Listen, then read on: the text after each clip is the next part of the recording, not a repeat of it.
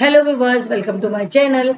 In this video, I am going to discuss here second part of is matter around the sphere. First part में हमने discuss किया था what is matter in classification of the matter. Classification of matter में हमने substance देखा, compound देखा और mixture देखा. In this video, we will discuss here about the separation techniques of mixture. तो चलिए सबसे पहले ये समझ लेते हैं कि सेपरेशन टेक्निक्स हमारे लिए यूजफुल क्यों है. Sometime we want to pure thing. हमें क्या चाहिए, कभी कभी हमें ऐसा होता है कि प्योर थिंग की जरूरत होती है. And sometime we want to separate the unwanted thing. कभी कभी हमें किसी मिक्सचर में अगर कोई भी अनवांटेड थिंग आ गई है तो उसे हम वहां से हटाने की नीड होती है. So that's why separation techniques are useful for us. तो चलिए देख लेते हैं one by one separation techniques. So separating the component of a mixture. Mixture के अंदर अगर मोर देन 2 कंपोनेंट्स है, उसमें से अगर मुझे किसी एक कंपोनेंट को या सारे कंपोनेंट को अलग अलग करना है तो यहाँ पे नीड होती है सेपरेशन टेक्निक्स की. According to characteristic of the component जो कि हमारे मिक्सचर में है, तो उसके according we use these separation techniques. तो आज हम यहाँ पे पढ़ने वाले हैं evaporation, centrifugation, using separating funnel, sublimation, chromatography, distillation and the fractional distillation. So let us discuss one by one. First thing is the evaporation. Evaporation especially we can use in this method when two components are there. So one having the property of the volatile component and second one is the non-volatile. Volatile means क्या होगा, वो vapour के form पे change हो जाएगा. Non volatile means next component having the property. Non volatile means कि वो vapour पे चेंज नहीं होता है. तो इस तरीके के कंपोनेंट्स अगर एक साथ मिले हुए हैं then we use the evaporation.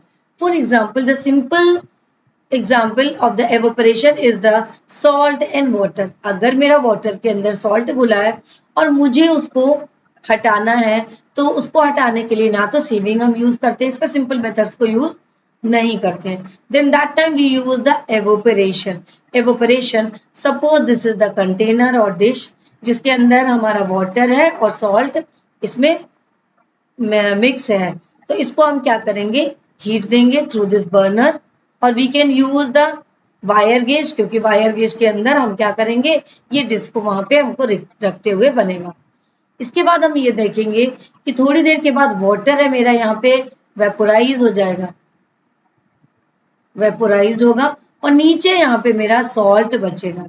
So we can use this method for separating the salt and water, sugar and water, then ink and water also. Next method हम देख लेते हैं centrifugation. So what is the centrifugation. Centrifugation के method में हमें क्या करना पड़ता है. सेंट्रीफ्यूगेशन में हम देखते हैं कि अगर मेरे कंपोनेंट्स हैं जो मिक्सचर के, उसमें एक की डेंसिटी कम है और दूसरे की डेंसिटी ज्यादा है, so that time we can use the centrifugation. तो अब समझ लेते हैं कि सेंट्रीफ्यूगेशन किस तरीके से यूज करते हैं हम. सेंट्रीफ्यूगेशन के लिए यहाँ पे सपोज आपने घर पे अपनी मदर को बटर निकालते हुए देखा होगा फ्रॉम मिल्क, मिल्क में से बटर को निकालते हुए देखा होगा. तो क्या करते हैं, मिक्सर के जार में उस मिल्क को डाल लेते हैं. मिल्क को डालने के बाद हमने देखा है कि मिक्सचर के जार पे इस तरीके की कुछ ब्लेड्स लगी होती है जो रोटेट होने का काम करती हैं. तो यहाँ पे जब मेरा मिल्क रोटेट होगा स्पीड फॉर्म पे, तो यहाँ पे क्या होगा, जिसकी डेंसिटी कम होगी तो वो ऊपर जा करके फ्लोट करेगा. मीन्स जो बटर की डेंसिटी है, जो क्रीम की डेंसिटी है, वो मिल्क से कम होती है. तो क्रीम क्या करेगी, ऊपर फ्लोट करेगी और मिल्क मेरा नीचे रह जाएगा. तो यहाँ पे हम इसको क्या करेंगे, सेपरेट कर लेंगे. ये हो गया मेरा बटर और ये हो गया मेरा मिल्क. तो इसको हम यहाँ से सेपरेट कर सकते हैं.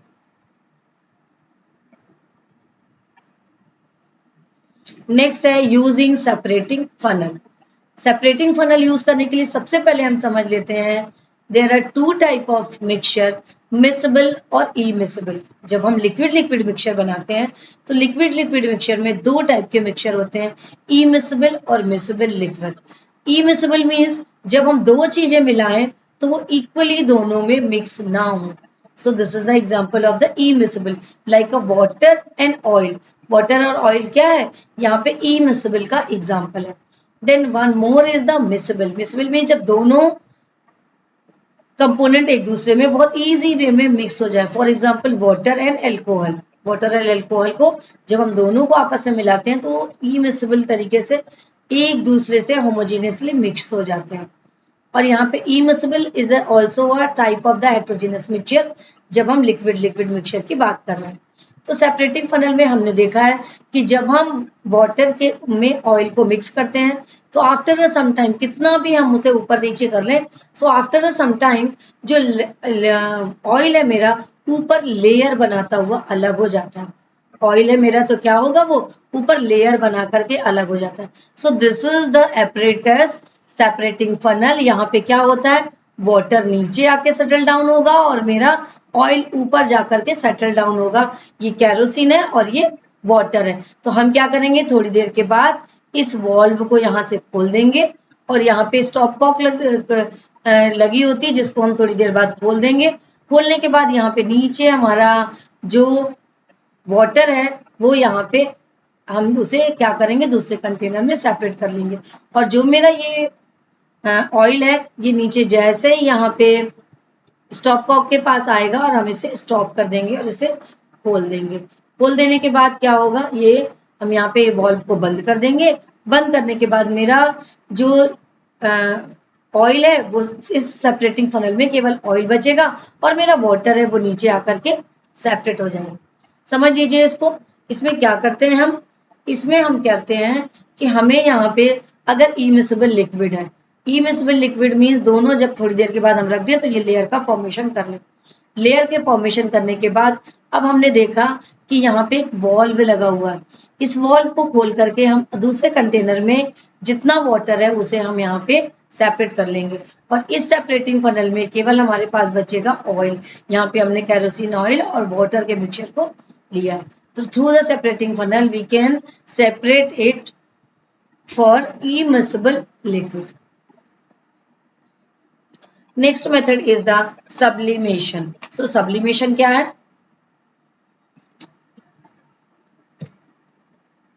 this method is used to separate a mixture of a sublimable component. Suppose अगर मेरे पास दो कंपोनेंट हैं तो कम से कम उसमें एक में ऐसी प्रॉपर्टी हो जो सब्लिमेबिलिटी उसमें शो करे.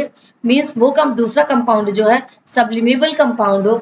Sublimable compound means sublimation. What is the sublimation, when solid change into vapour without changing into liquid. हमें ये पता है कि तीन फेज होती हैं, solid,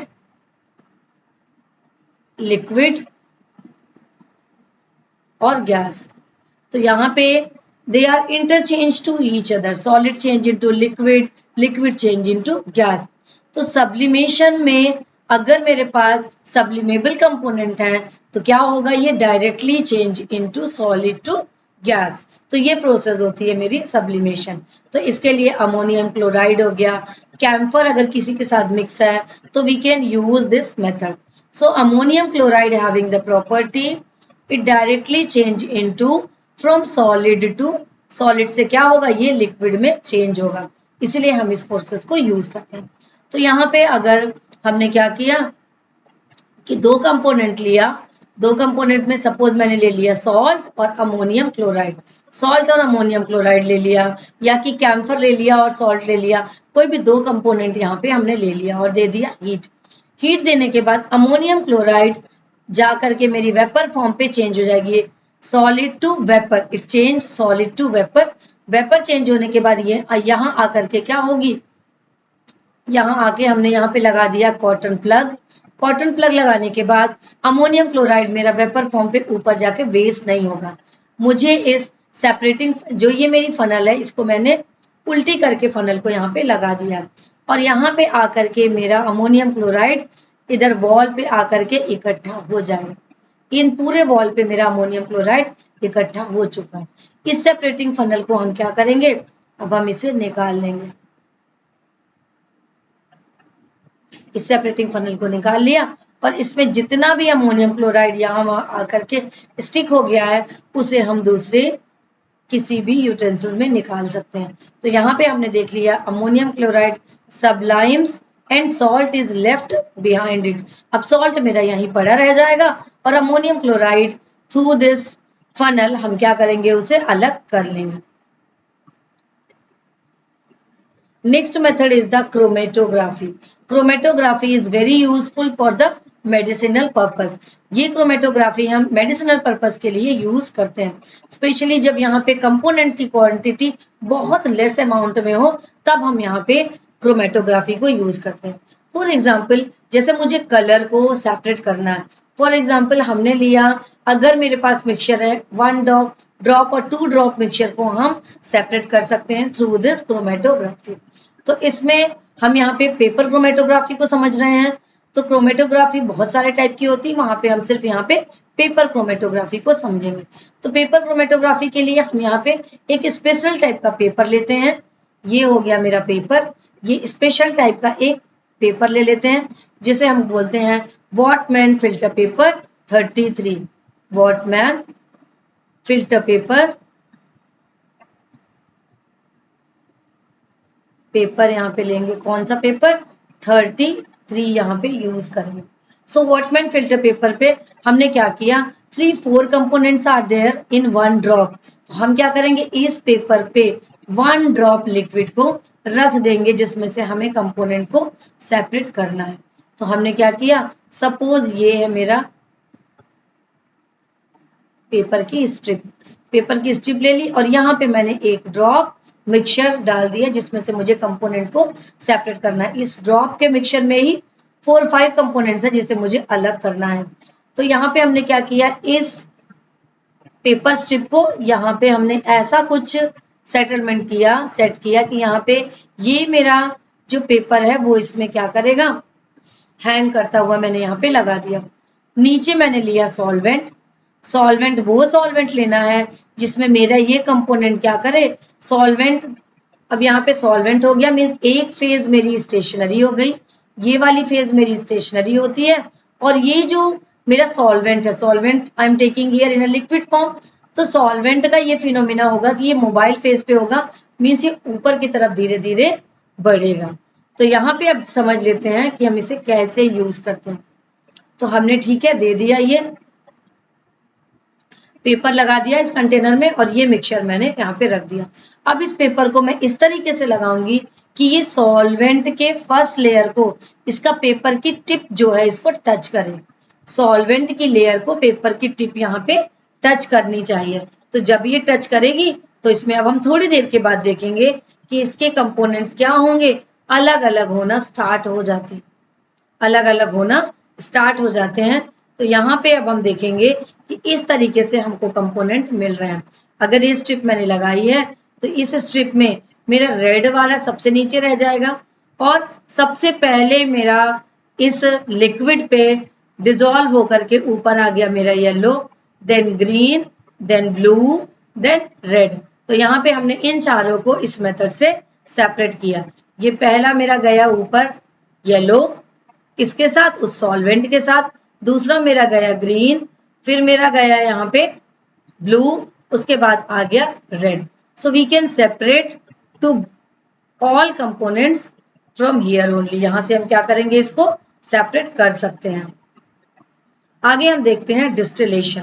what is the process of the distillation. Distillation की प्रोसेस हम कब यूज करते हैं, the method is used for separating a mixture of miscible liquid by boiling the mixture and cooling the condensation of vapors। तो अब इस method को समझ लेते हैं हम किस तरीके से करेंगे। सपोज अगर यहाँ पे डिस्टिलेशन की प्रोसेस में 2 तरीके का होगा, एक तो मेरा सिंपल डिस्टिलेशन होता है, दूसरा मेरा फ्रैक्शनल डिस्टिलेशन होता है।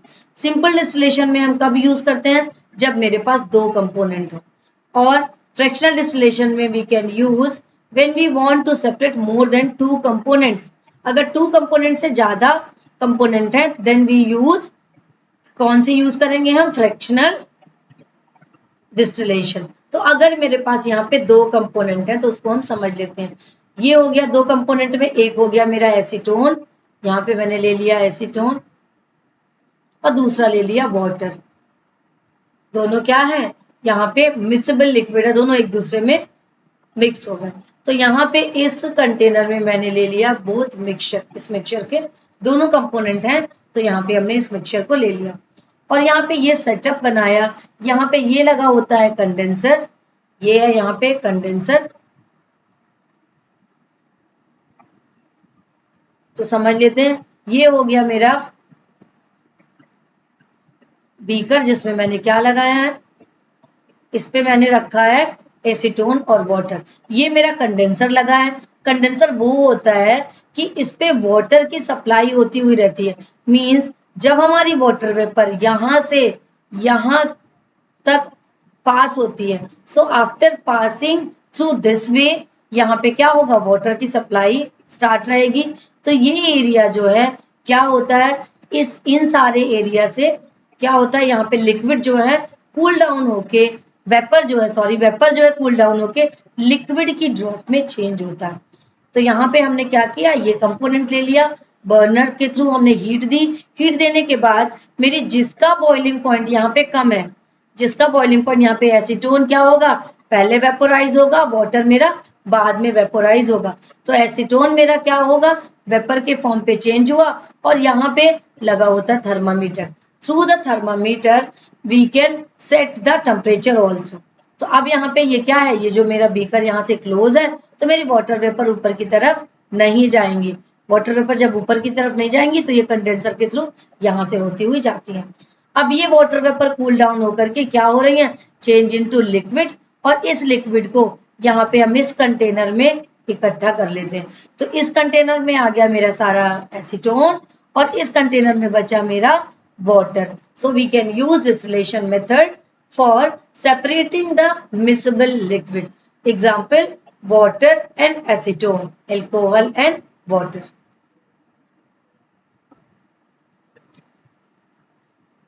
नेक्स्ट मेथड अपन समझ लेते हैं फ्रैक्शनल डिस्टिलेशन। फ्रैक्शनल डिस्टिलेशन कुछ कुछ हमारी डिस्टिलेशन मेथड की तरह है। फ्रैक्शनल डिस्टिलेशन में हम यूज करते हैं when having the more than two component, दो कंपोनेंट से ज्यादा कितने भी कंपोनेंट 5, 6, 7 कंपोनेंट्स यहाँ पे होंगे तो हम यूज करते हैं कौन सी method, fractional distillation. Fractional distillation हम यूज करेंगे, बट यहाँ पे फ्रैक्शनल डिस्टिलेशन हम तभी यूज करते हैं जब इन कंपोनेंट पे एटलीस्ट 35 टू, वैसे तो कहीं कहीं पे 25 टू 40 डिग्री का डिफरेंस इस पे होना चाहिए। किसी बुक में 35 दिया होता है, किसी बुक में 40, तो यहाँ पे एटलीस्ट 25 टू 40 डिग्री का डिफरेंस यहाँ पे कंपोनेंट्स के बीच में, सारे कंपोनेंट्स के बीच में यहाँ पे होना चाहिए। तो ये समझ लेते हैं कि इसको हम यूज कैसे करते हैं। फॉर एग्जाम्पल यहाँ पे मैंने ले लिया कंपोनेंट ए, बी, सी और डी। अब यहाँ पे इन सब का मान लो बॉइलिंग पॉइंट है, इसका 80 है, इसका 150 है, यहाँ पे हो गया इसका 210 ले लिया और यहाँ पे हो गया 300। तो जैसे ही मैं ये चारों कंपोनेंट को स्पेशली क्रूड ऑयल के सेपरेशन में हम इसे यूज करते हैं। क्रूड ऑयल मीन्स जो नीचे अर्थ से निकलता है, उसमें पेट्रोल होगा, डीजल होगा, कोलतार होगा, केरोसिन होगा और डिफरेंट टाइप की गैसेस मिक्स होती हैं टुगेदर यहाँ पे होंगी। तो इन सबको सेपरेट करने के लिए we can use the fractional distillation. तो अभी हमने क्या देखा कि अगर मेरे यहाँ कंपोनेंट पे suppose A B C D 4 component है, इन सब के बॉइलिंग पॉइंट यहाँ पे एटलीस्ट 40 डिग्री का डिफरेंस यहाँ पे है, 35 टू 40 डिग्री का डिफरेंस है। सो 80, 150, 210 और 300 डिग्री आर देयर। तो यहाँ पे हम क्या करेंगे, इसको बॉइलिंग देना स्टार्ट करेंगे। तो सबसे पहले वेपर का फॉर्मेशन कौन करेगी, 80 डिग्री वाली, 80 डिग्री वाली वेपर का फॉर्मेशन करी और हमने इसको सेपरेट कर दिया।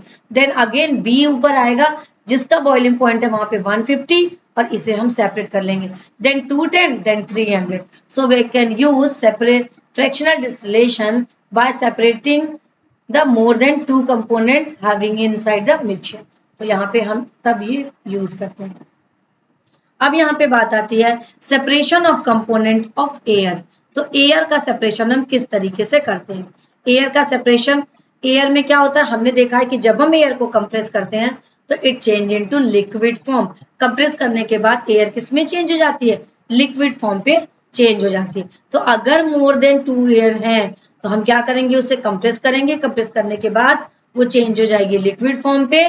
The gases get separated at different height, हम क्या करेंगे डिफरेंट हाइट पे, due to the boiling point हम इसको चेंज करते हैं। तो ऑक्सीजन का फॉर एग्जाम्पल, ऑक्सीजन का बॉइलिंग पॉइंट 183 है, आर्गन का है 186 है, नाइट्रोजन का 193 है। तो बॉइलिंग पॉइंट सबसे पहले हम किसको सेपरेट करेंगे, oxygen, then argon, then nitrogen. तो ये एक मेथड हुई।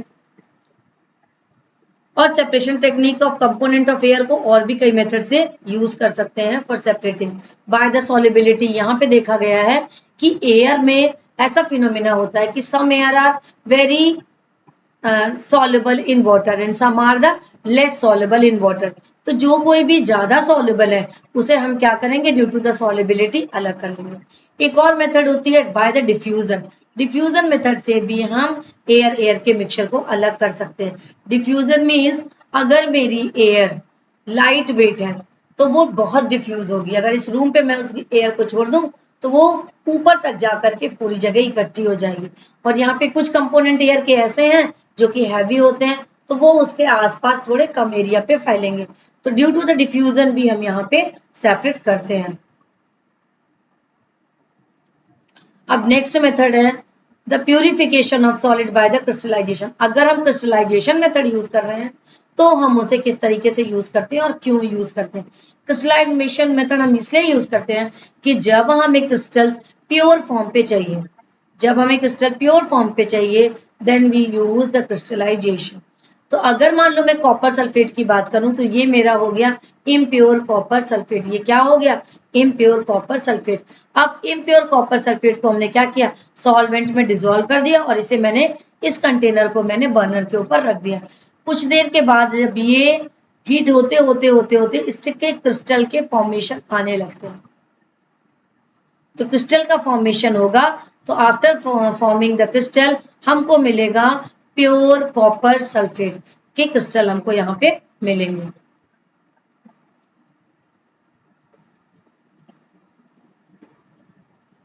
यहाँ पे हमको प्योर कॉपर सल्फेट के क्रिस्टल्स मिलते हैं। अब यहाँ पे देख लेते हैं कुछ क्वेश्चंस। इन क्वेश्चंस को आपको सॉल्व करना है फॉर द प्रैक्टिस क्वेश्चन। ये आपका होमवर्क भी हो सकता है, इसको आपको सॉल्व करना है। और अगर हो पाए कोई प्रॉब्लम लगती है तो आपको कमेंट बॉक्स में इससे रिलेटेड कमेंट्स करने हैं। Then now come to the physical and chemical change. Physical and chemical change क्या होता है यहाँ पे उसको समझ लेते हैं। फिजिकल चेंज जब हम कोई चीज को रिवर्स कर पाए तो that is the physical change. Suppose ये वाटर है, वाटर को मैं क्या करूंगी, अगर मैं इसको फ्रीज कर देती हूँ तो it change into solid form. और अगर मैं इसको हीट देती हूँ so it change into vapour form. तो हम क्या करेंगे, उस सॉलिड में से जो अभी मैंने आइस बनाई, इस वाटर से आइस, तो अगर मैं उसे टेम्परेचर में रखूं, नॉर्मल टेम्परेचर बाहर रखूं, तो again it change into liquid. और लिक्विड को अगर मैं वेपर में बदलूं और वेपर को मैं कंटेनर में ढक के रख दूं तो क्या होगा, थोड़ी देर के बाद मेरी वेपर किस में चेंज हो जाएगी, लिक्विड में। तो ये हो गई हमारी रिवर्सिबल मेथड। तो फिजिकल चेंज क्या होता है, in this process changes we have learned about the few physical properties। तो few physical properties क्या क्या होती है। फिजिकल प्रॉपर्टी में अपन ने देख लिया, कलर फिजिकल प्रॉपर्टी है, hardness is a physical property. ये सारी फिजिकल प्रॉपर्टी अगर वहां पे बनी हुई, तो बेसिकली हम जिसकी बात करते हैं वहां पे इनसाइड द कंपोनेंट, इसके कंपोनेंट को चेंज नहीं होना है। सपोज अगर मैं एक पेपर लेती हूँ और पेपर को मैं सीजर से उसको कट कर देती हूँ और वहीं पे उस पेपर को मैं क्या करती हूँ, बर्न कर देती हूँ। दो प्रोसेस कर रही हूँ मैं एक ही पेपर को। तो यहाँ पे मैंने जिसके पीस कट कर दिए थे तो मैं उसे तो रिवर्स नहीं कर सकती हूँ, बट वहां पे अभी भी जो मेरे पेपर पे पहले कंपोनेंट थे, सेम कंपोनेंट अभी भी वहां पे हैं। तो यहाँ पे हम ये बोल सकते हैं कि सम फिजिकल चेंज इवर्सिबल भी यहाँ पे होते हैं। और केमिकल चेंज में कंपोनेंट टोटली चेंज, और मोस्टली जो केमिकल चेंज है वो क्या होंगे, इरिवर्सिबल। वी कैन सेपरेट और we can change it by the chemical process only. और फिजिकल चेंज में सिंपली हम फिजिकल मेथड से उसको हम निकाल सकते हैं। तो ये हो गई फिजिकल और chemical change. So now this is the assignment. अपन यहाँ पे थोड़ा सा समझ लेते हैं कि कौन कौन सा फिजिकल चेंज है, कौन कौन सा केमिकल चेंज है। Cutting a tree is a physical change. भाई अगर मैं ट्री को कट कर रही हूँ तो उसके अंदर के कंपोनेंट में चेंज नहीं हुआ, वुड वो पहले भी था और वुड वो बाद में भी है, तो this is the physical change. The melting of butter in a pan. तो पैन में अगर मैं बटर को मेल्ट करती हूँ तो यहाँ पे मेरे बटर के कंपोनेंट अभी भी सेम है, जो कि पहले थे वो अभी भी हैं, सेम कंपोनेंट। अब यहाँ पे रस्टिंग ऑफ अलमीरा। तो अगर मेरे अलमीरा में रस्ट लग रही है तो उसे ये क्या होगा, केमिकल चेंज। रस्ट को हम फिर से उसके कंपोनेंट्स में चेंज नहीं कर सकते हैं, मीन्स हम मॉइस्चर और आयरन में उसको नहीं बदल सकते। So this is the example of the chemical change. Next is the boiling of water to form a steam. Steam का फॉर्मेशन है तो इस स्टीम से अगेन हम क्या करेंगे, वाटर का फॉर्मेशन कर सकते हैं। सो this is the example of the physical change. Then passing a electric current through the water and the water breaking down into the hydrogen and oxygen। तो यहाँ पे क्या हो गया, अभी ये था H2O, ये क्या चेंज हुआ, ये चेंज हुआ हमारा H2 और O2 में। तो H2 और O2 में मीन्स ये अपने कंपोनेंट में बदल गया, मीन्स यहाँ पे कंपोजिशन टोटली चेंज। तो ये मेरा एग्जाम्पल हुआ chemical change. Then now come to the making a fruit salad with raw fruit and. अब यहाँ पे देखेंगे फ्रूट सैलेड अगर बना रहे हैं तो फ्रूट मेरा वही है, सिर्फ मैंने फ्रूट को कट कर दिया। फॉर एग्जाम्पल अगर फ्रूट सैलेड बनाने के लिए ये मैंने लिया बनाना और बनाना को मैंने कट कर दिया, तो बनाना की इस स्लाइस में भी वही कंपोनेंट है जो बनाना की पूरी स्लाइस में कंपोनेंट था। एप्पल ले लिया, एप्पल को कट कर लिया मैंने पीस पीस, तो एप्पल के सारे कंपोनेंट्स वही हैं जो पूरे एप्पल में थे, वही इसके पीस में भी सेम एप्पल है। अगर मैं इसको कुक कर दूं then this is the example of the chemical change. तब ये कौन सा एग्जांपल होगा, केमिकल चेंज। बट अभी इसके सारे कंपोनेंट सेम है तो इसे मैं बोल सकती हूँ फिजिकल चेंज। तो we can say here some physical change in irreversible and permanent also। ये परमानेंट है, अब मैं इसे फिर से चेंज नहीं कर सकती, मीन्स पूरा का पूरा एप्पल यहाँ पे मैं नहीं बना सकती। Then burning of paper and wood. अगर मैं इसे जला दूं तो क्या मिलेगा यहाँ पे, अगर मैं पेपर को जलाऊं तो मुझे यहाँ पे कार्बन डाइऑक्साइड और वाटर वेपर मिलेगी, और मैं इस पेपर से बनी हुई जो ऐश है इसको मैं दोबारा चेंज नहीं कर सकती। मानो मैंने इसको बर्न कर दिया, बर्न करने के बाद इसे मैं फिर से वैसा पेपर नहीं ला सकती। सो this is the example of the chemical change. Try the things around you. अब यहाँ पे दीज आर द एग्जाम्पल्स। अब हमने ये सारे एग्जाम्पल देखे जिसमें से कुछ तो फिजिकल हैं और कुछ है केमिकल चेंजेस का एग्जाम्पल है। तो अगर आपको मेरा चैनल इन्फॉर्मेटिव लगता है, यूजफुल लगता है, तो प्लीज लाइक करिए, सब्सक्राइब करिए और अपने फ्रेंड्स के बीच में इसको शेयर करिए। पढ़ते रहिए, फिर मिलते हैं नेक्स्ट वीडियो में। Thank you.